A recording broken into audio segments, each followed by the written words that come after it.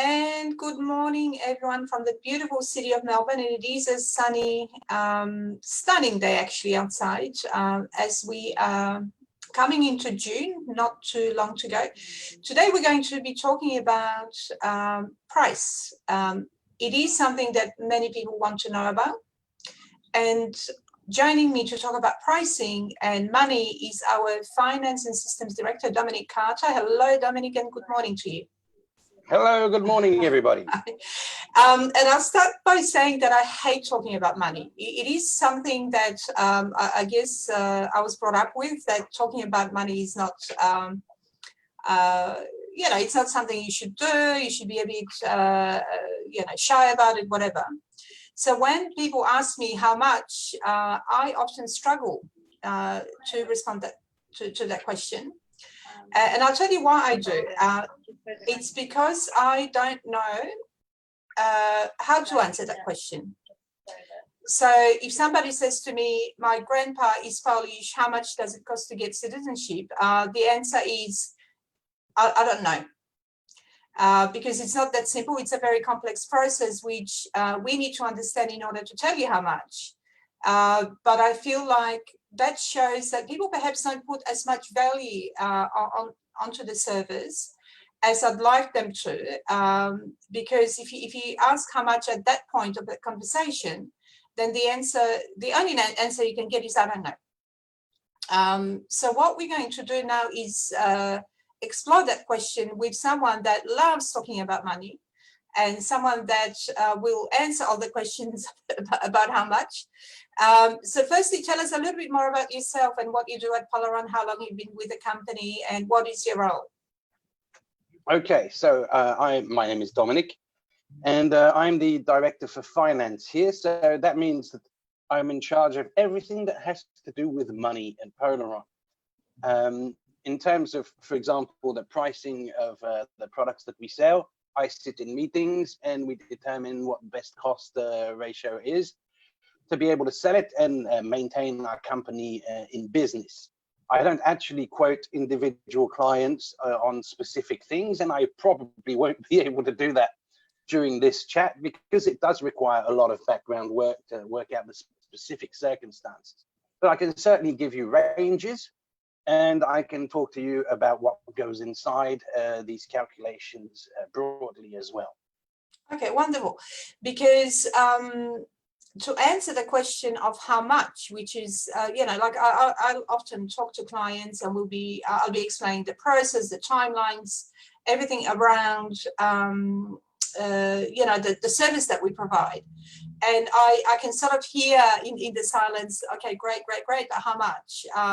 And we can't really answer that questions without really understanding people's circumstances and really knowing what it is that we have to do.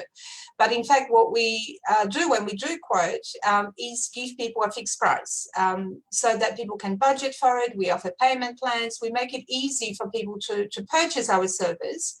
But what I'd like you to do now, Dominic, is to tell us what actually happens behind the scenes. What are the prices that they are? And we do think that they're very competitive compared to if people were to do it themselves, and even if they were to go through the consulate. We're very transparent that there are options for people. So the pricing that we offer is firstly all-inclusive, pretty much, and also guaranteed, which is something that really resonates with a lot of people. But tell us what goes into citizenship as far as the different bits and pieces we pay for behind the scenes, I guess. Okay, so broadly, I think there's two broad categories of things we have to think about. I'll talk first about the direct question that you asked about what goes into it. And what goes into it is there are a number of documents that need to be gathered, certified, translated, and all of that, of course, has a cost. Each step has a cost. We have to prepare letters of authority so that we can act on your behalf, but then these need to be registered. We have to register your birth certificates, your marriage certificates if you got married, and so on and so forth. All of these have a cost, direct cost. You go in and you have to pay a number of dollars to do it. And then, of course, we have offices around the world and we have to ship documents around. So we're forever paying courier fees as well.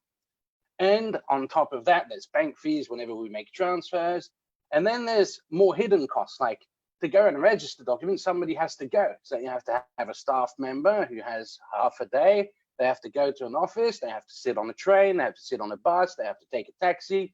So there's a number of even more hidden costs. Furthermore, we need an infrastructure to be able to provide all of this. So we have offices. We have an office here in Melbourne, we have an office in Łódź. And while you think it might not be fair when you phone to say, I would like to register my birth certificate, for example, you might think, oh, that's a bit pricey. But the reality is, to get you just to make a phone call, we have to pay about $400 just so that you know we exist and that we're there to offer the service and that we have some sort of infrastructure. Then on top of that, we have to start piling up the amounts of money we need to put together your own application with your own specifics. So broadly, that's it. There's overheads that are, we try to provide a good service. So we try to have the right number of people to support you with the right knowledge in the right places. And there is the legwork, and there is the actual fees. And I've not mentioned either that we have to pay archives. I spend half of my day spending money with archives in Poland, Ukraine, Belarus. Some of these are more challenging than others, and it might take me 2.5 hours to make a $20 payment. So we don't really know where the value of that is. I don't know how to cost that for you. So we spread it over a year and break it down into a sort of overhead. Okay, so it does. So speaking of that, I know that some of the things that we would have to sort out in the back end or behind the scenes is things like paying in American dollars, correct me if I'm wrong, to Belarusian archives, that the only currency they take is Belarusian ruble. So I don't think people fully appreciate what has to happen behind the scenes as far as the transactions and how to line them up, and the fact that it has to be matched at the other end. So maybe if you could briefly describe a journey. I know it's a bit of a dry topic, but I think it might actually give people an insight into the crazy systems that we have to sometimes cope with behind the scenes that people aren't even aware of. Okay. So Belarusian archives would be a really good example. So it is a perfect example because I currently have 4 payments to Belarusian archives that I cannot make. However hard I try, I am absolutely unable to get them paid. The reasons are that the invoice arrives to me in Cyrillic. There are no bank references that are understood at any international level. The price given to me is in, I don't even understand what the currency is, but it's rubles, kind of ruble. It's ruble, kind of ruble. Belarusian ruble, yeah. The Belarusian ruble. So I don't have the ability to pay it with any of my banking platforms. I have several because I spend a lot of time paying archives in Poland. I make payments around the world. But somehow Belarus and Ukraine have, some archives have very, very narrow information to give you, and it's not enough to just make a transfer. So then I have to liaise with our staff in Poland and ask them, can you go and arrange a postal order, for example? But postal orders are for cash, and you can't pay them in cash. They want they want the money transferred to their account. So then we have to find a partner somehow in the country that can represent us and make payments for us. So this is it's currently ongoing, and it's furthermore complicated by COVID. So they've removed some services in some of the more extravagant banking services have been actually removed. So even if you wanted to send a postal check, you can't at the moment from Poland to Belarus. We don't have an office in Belarus yet, but I'm working on actually partnering up with some sort of financial institution or administrative institution there. This is a sort of work that happens in the background, and all of that for an overall value. Those 4 payments together aren't even worth $100. But the amount of work I'm having to put in just to try and pay that money it'd be almost cheaper to fly over, quarantine myself for 2 weeks, go and pay people, and then come back.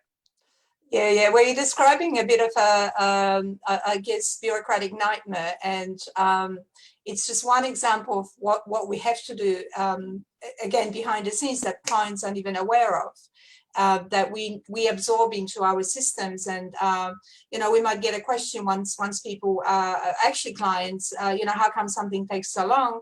But this is why, because we, I remember us working with one of the registry offices in Ukraine, I think it was, where the currency is hryvnia.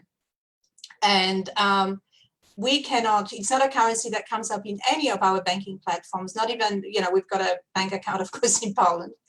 And there's just no way physically to pay that. So we had to do all kinds of very creative, transfers of money to be able to get to that point. And that took weeks and weeks, didn't it? Yes, absolutely. And then there are other things. So when you can pay an archive in those countries, the bank fee that you get is so disproportionately large compared to the payment that, again, that is something that people don't necessarily think about. But if I make a successful payment to Belarus, it costs me about $40 on top of whatever I'm spending. And generally what I'm spending is a few dollars. So it's a bit of a strange one. But overall, of course, people could do their citizenship cheaper than by going through us. We're a company. We provide a service. It's a bit like going to a restaurant and saying, well, I can make this dish for half the price. Yes, you can, but you don't have to pay the people in the kitchen. You don't have the nice tablecloths. You don't have the, and so on and so forth. And I think it's fair to say that a lot of people do recognize that value of us taking, all the stress of their shoulders, I guess, and all the admin and all the liaising. And we often don't share that stress because that's what people pay us for. But I think it's a really nice window into our lives behind the scenes. And as we've been delivering these live sessions, hopefully people can see that firstly, that we care, and secondly, that we're very determined. So we never take a no for an answer, and we do find, very creative solutions to all kinds of things behind the scenes that clients don't even know about at all. But you've mentioned a couple of things there to do with our pricing. Perhaps I could get you to talk about a journey of a client through Polaron in terms of pricing. So the first thing, and I've already said that, is that we do give people fixed quotes, which are all inclusive, except for a couple of things that we can't actually do for them, like getting their vital records or applying for the passport itself. But could you maybe describe in a bit more specific terms about what happens for a client that from the moment that they've contacted us, I guess, and if I can put that in the context of pricing for you, that'll help people understand what we charge, I guess, which is the main question here. Okay, so a client contacts us, why? Because they've seen an advert on Facebook, or they've heard about us in a newspaper, or word of mouth. So Jack, that already. I don't know if you know how Facebook advertising, I know you do, but if our audience knows how Facebook advertising works, but you pay a certain amount of money to show the advert, then you pay a certain amount of money for people who click, and then out of the people who click, some of them will be interested, some won't, then some will fill in a form, some won't fill in a form, then they land in our system somewhere, and we go, this person is interested, we'll contact them and see what they want to do. That's when the journey begins, and that's already has a cost that is you wouldn't believe it, but it's quite high. It's quite high, and if you buy a product from us that's worth $500, we're not probably making any money at all out of it, in all honesty. So it has a high cost. The client will start their journey by speaking to one of our team about their eligibility, and they will take all the time that is needed to discuss with them every particular about their family to establish, are they eligible? What are the potential stumbling blocks, or if there are any? And they try to map a journey and explain to the client that, you know, what that journey is going to be and how we're going to help them through it. So that in itself already takes, in the lifetime of an inquiry, you will spend a couple of hours at least speaking to somebody. And that somebody has to be an expert. They have to understand the Polish law inside out. They have to know, we know through experience, the number of issues that can come up, and they have to have somehow an encyclopedia in their head to identify these things. We try to formalize these models through programs and databases, but the reality is you just need a brain, the knowledge, and you need to look at the situation. And that takes time, and it takes training, and it takes knowledge. So once that's established, we go, okay, we can do it. We've worked out that there are 2 generations in your family, for example, that we need to look for documents. We're going to need to prove that your grandfather was in Poland at the time where he was of age to be thought of as Polish, I guess. And then you have to prove all the lineage, you have to write to archives and so on. So we work out a research component of what documents we're going to have to source from Poland. You will always have to source documents of your own as well, because there's some things we can't do for you, like your own birth certificates and things like that. But we will do a research component and find all of that. And that, typically the cost of that is, it ranges from a few $100s, maybe 600, to up to 2,000. We rarely charge more. And if we are charging you 2,000, you can rest assured we're putting in a lot of hours in there. But just say, just a quick sort of interlude there on my part, and that is that some people we don't charge research for, and that is if they come with documents. So what you described there is of course, all of it is free of charge. We invest into that relationship, firstly to learn about a client's history or prospective client's history, and be very precise with eligibility, because we guarantee the outcome. So there'll be people who will have a lot of documents. We don't need to charge a research component if they've got everything that we need.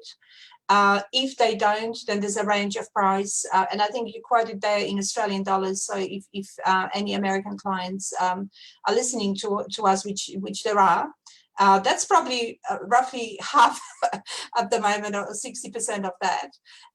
But there'll be, you know, I'd say there'll be about 30% of clients that we do not charge for research because they have everything. Those that don't, they'll still have something. If there are people that have nothing, and we have to, you know, sometimes people come to us with not even knowing what their grandfather's name was. So we really start from nothing, but we end up with not just a set of documents for Polish citizenship, but a lot more information about clients' history and connect them to their heritage. Absolutely. I should have clarified, it's true, the research goes from $0 to Yes. about 2,000, but our smallest package is at around $600, $700, and that would be roughly $400 US. Assuming that we are happy that you have whatever documentation you need to have a successful application, we will quote you for your citizenship. And that citizenship is a lot of schlepping, a lot of schmoozing with the right authorities, and that will be the bulk of your expense with us. We charge a smaller fee for children of people who have already qualified, for example, and for somebody who's never done it and who's been married, we have to charge more because you have to register more things. You have to, so that broadly, that will range from about, let's say, 2,000 Australian dollars to 4,000 Australian dollars. Make that about 1,200 to 2,800 US dollars for your application. And then when you add family members, we can start doing some sort of savings for you, but not that much. We have because you still have to translate each document. You still have to register each document.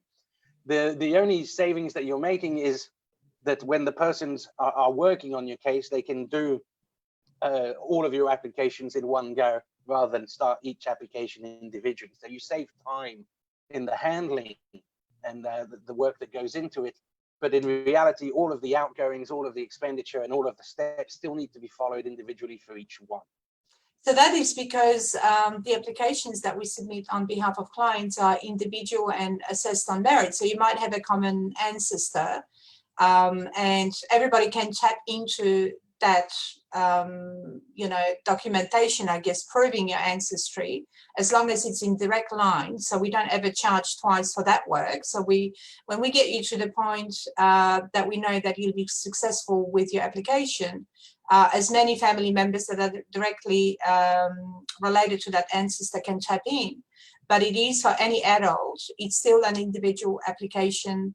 And, some of the complications that we sometimes see are so unpredictable and create so much work.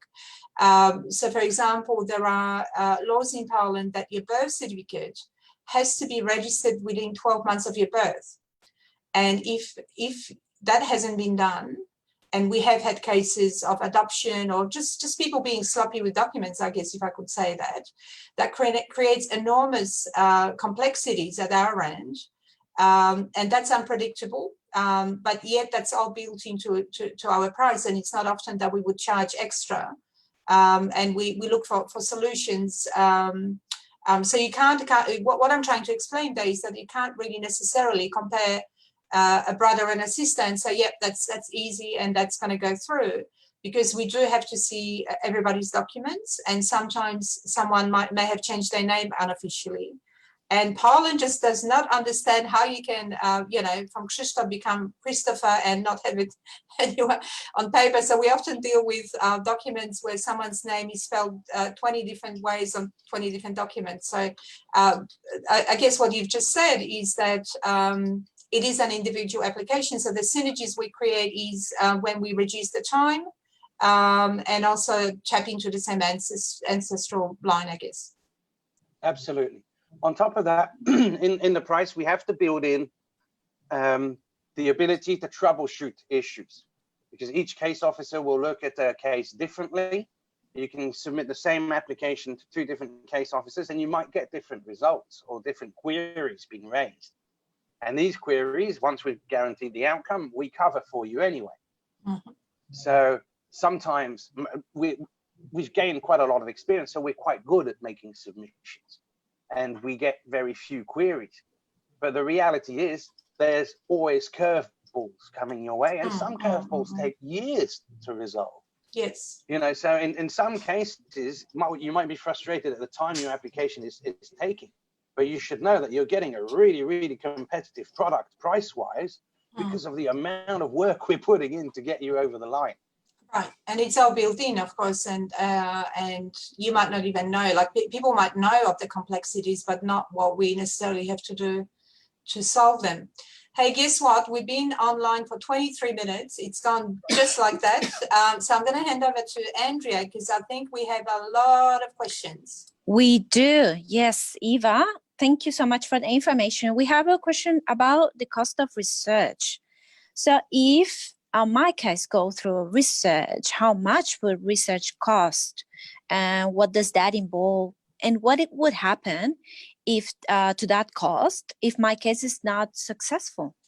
Mm-hmm. So I'll hand over to Dominic to respond to that. Okay. So the cost of your research would entirely depend on the historical background of your family. Were they in Poland? Is the research in Poland? Is the research in Ukraine? Is it in Belarus? Does it involve Germany? Did your ancestors go through camps? What was their migration history? So it's not as easy as saying your research will cost this much. That's why we gave a range of roughly 600 to about 2,000 Australian dollars. It really depends, and it depends on the number of generations that we need to do that research for. But broadly, we would not give you a quote for confirmation of citizenship or a guaranteed outcome if we're not sure that we will get the results from the research. So if you're paying $2,000 for research, there is no chance that we would have sold you citizenship at the same time, because it means the gaps are very big to fill, and we wouldn't be confident that we could guarantee the outcome at that point. So we would tell you the research first and say, we'll conduct this, and once it's done, we'll be able to tell you if you qualify for citizenship. Well, I'll just add something that I think people also need to understand, that if we think that you are not eligible, we wouldn't be selling you prove it, even if we had documents. We'll be telling you that up front. So we only, for research cases, which is this question, I guess, we only carry them out on the understanding that on paper, at least, with all the dates and all the legislation that we look at, you qualify. What we don't have at that point is most likely key documents that we need to find to be able to prove it. So I just wanted to kind of add that so that people understand that we don't tell you to go ahead with a research component unless we are quite confident that you're eligible on paper, if I can summarize it that way. Thank you guys. Is there any additional costs besides signing the contract for Polish citizenship with Polaron? Just the passport. So what we get you is everything to enable you to apply for a passport. That's currently about $150 or thereabouts.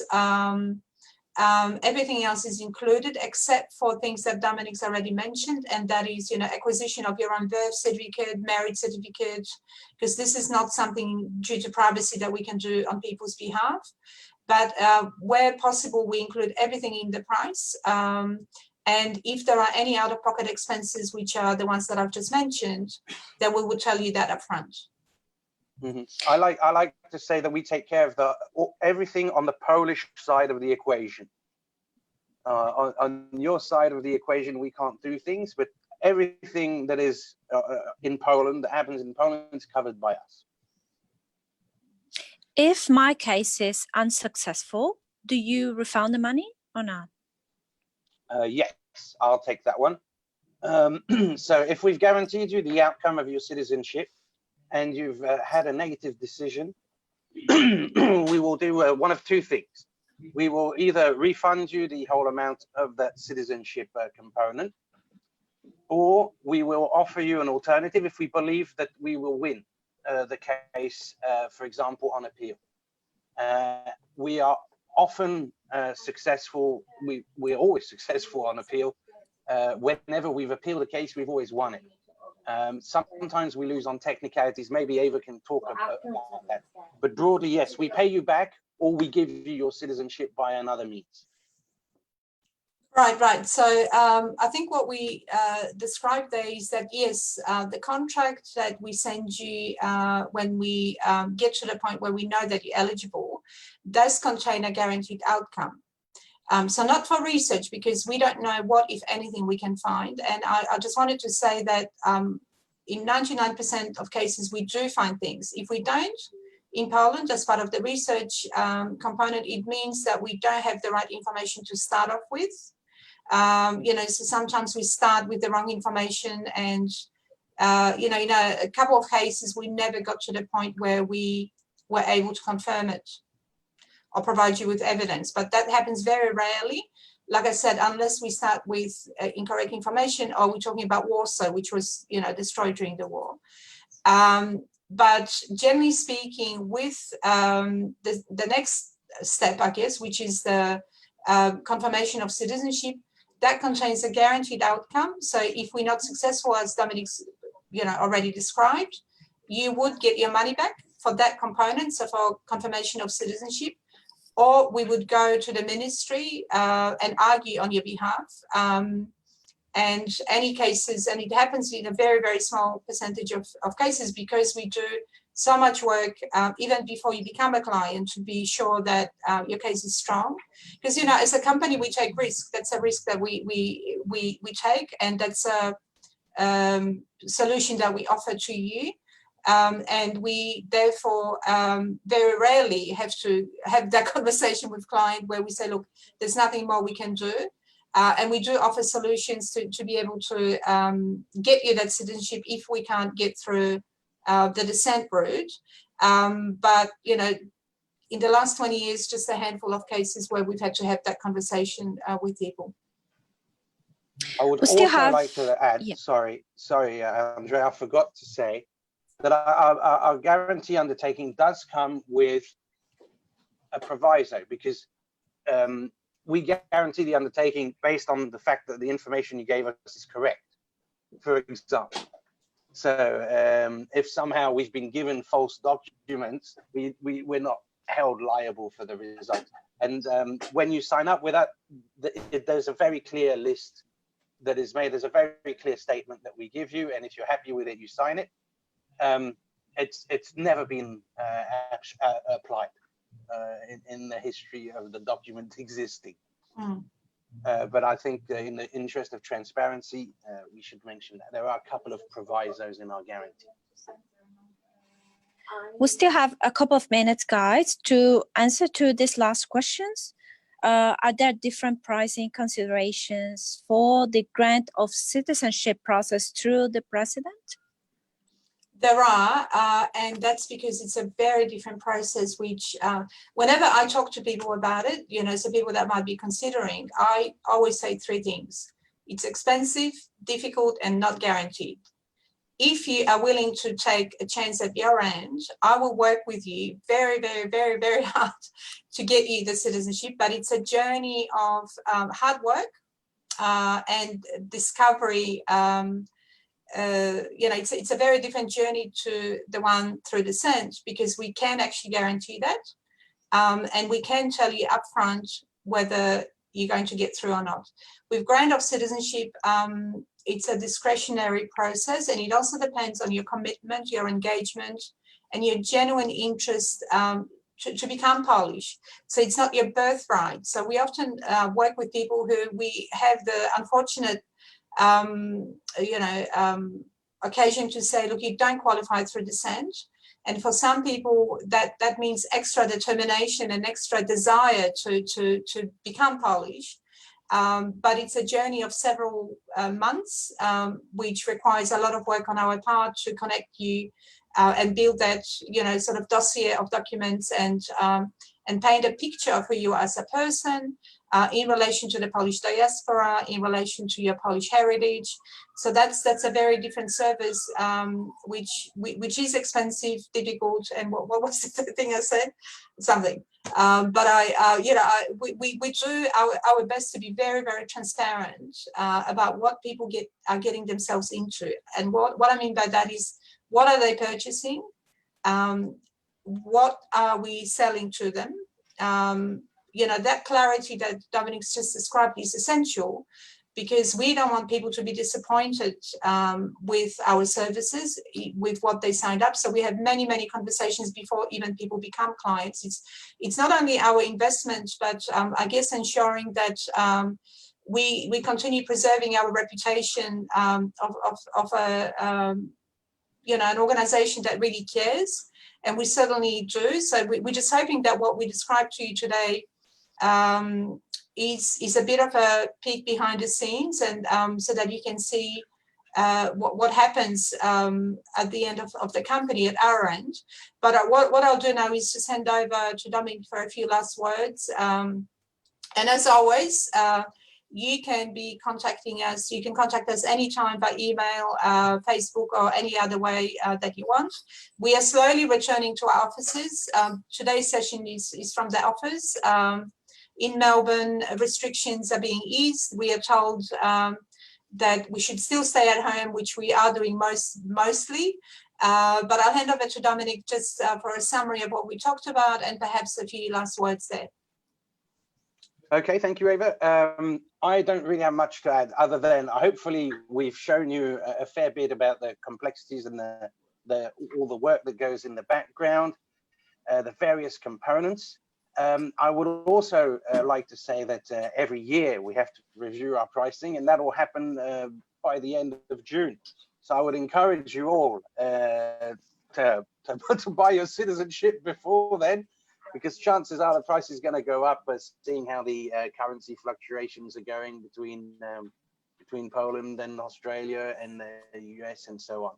and we're expanding our teams, and we have some exciting sort of technological developments as well that's going to accompany our clients through the journey as well.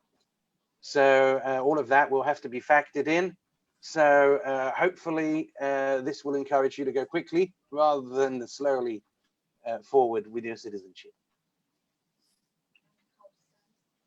Thank you, guys. That's all for today. Hope you can join us for next week when we're gonna talk about the process of getting your Polish citizenship.